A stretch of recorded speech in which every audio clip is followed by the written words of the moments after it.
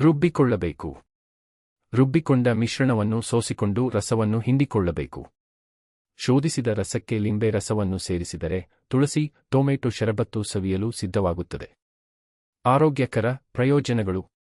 ಮಧುಮೇಹಿಗಳ ಆರೋಗ್ಯಕ್ಕೆ ಇದು ಅತಿ ಉತ್ತಮವಾದ ಶರಬತ್ತು ಇದಾಗಿದೆ. ಹಲ್ಲು ಹಾಗೂ ವಸಡುಗಳ ಆರೋಗ್ಯಕ್ಕೆ ಇದು ಒಳ್ಳೆಯ ಶರಬತ್ತು. ಗರ್ಭಿಣಿಯರಿಗೆ ಇದು ಉತ್ತಮ ಪಾನೀಯವಾಗಿದ್ದು ಬೆಳೆಯುವ ಮಕ್ಕಳಿಗೂ ಇದು ಒಳ್ಳೆಯದಾಗಿದೆ.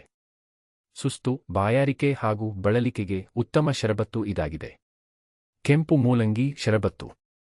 ಬೇಕಾಗುವ ಪದಾರ್ಥಗಳು: ಕೆಂಪು ಮೂಲಂಗಿ ಹೋಳುಗಳು 1 ಕಪ್, ಕೆಂಪು ಕಲ್ಲು ಸಕ್ಕರೆ ಪುಡಿ 2 ಚಮಚ, ಪಚ್ಚಕರ್ಪೂರ ಚಿಟಿಕೆ, ಕೇಸರಿ ಎಳೆಗಳು 3, ಏಲಕ್ಕಿ ಪುಡಿ ಚಮಚ.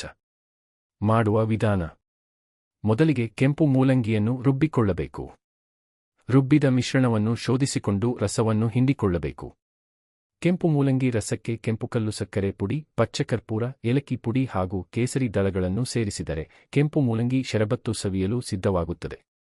ಆರೋಗ್ಯಕರ ಪ್ರಯೋಜನಗಳು. ಇದು ಎಲ್ಲರೂ ಕುಡಿಯಲೇಬೇಕಾದ ಶರಬತ್ತು. ಕಾರಣವೇನೆಂದರೆ ಕೆಂಪು ಮೂಲಂಗಿಯು ಹೃದಯದ ಆರೋಗ್ಯಕ್ಕೆ ಬಲು ಉತ್ತಮವಾಗಿದೆ. ರಕ್ತದ ಚಲನೆಯನ್ನು ಕೂಡ ಸುಲಭಗೊಳಿಸಿ ಮೂತ್ರಪಿಂಡದ ಆರೋಗ್ಯವನ್ನು ಕಾಪಾಡುತ್ತದೆ. ಈ ಶರಬತ್ತು ಹೆಣ್ಣು ಮಕ್ಕಳ ಋತುಚಕ್ರದ ಆರೋಗ್ಯವನ್ನು ಉತ್ತಮವಾಗಿರಿಸಿ ಕ್ರಮಬದ್ಧವಾಗಿ ನಡೆಯುವಂತೆ ಮಾಡುತ್ತದೆ. ತಲೆನೋವು, ಕೀಲುನೋವು, ಸಂಧಿವಾತಗಳಿಗೂ ಇದು ಉತ್ತಮ ಪಾನೀಯವಾಗಿದೆ. ಕೆಂಪು ಮೂಲಂಗಿಯ ಶರಬತ್ತು ಆರೋಗ್ಯಕರವಾಗಿದ್ದು ರೋಗ ನಿರೋಧಕ ಶಕ್ತಿಯನ್ನು ವೃದ್ಧಿಸುತ್ತದೆ. ಬೂದುಗುಂಬಳ ಬೀಜದ ಶರಬತ್ತು. ಬೇಕಾಗುವ ಪದಾರ್ಥಗಳು: ಬೂದುಗುಂಬಳ ಬೀಜಗಳು ಕಪ್, ನಿಂಬೆ ರಸ 2 ಚಮಚ, ಏಲಕ್ಕಿ ಪುಡಿ ಚಮಚ, ಜೇನುತುಪ್ಪ 1 ಚಮಚ. ಮಾಡುವ ವಿಧಾನ: ಬೂದುಗುಂಬಳಕಾಯಿಯ ಹಸಿ ಬೀಜವನ್ನು ಸ್ವಲ್ಪ ನೀರಿನೊಂದಿಗೆ ರುಬ್ಬಿಕೊಳ್ಳಬೇಕು.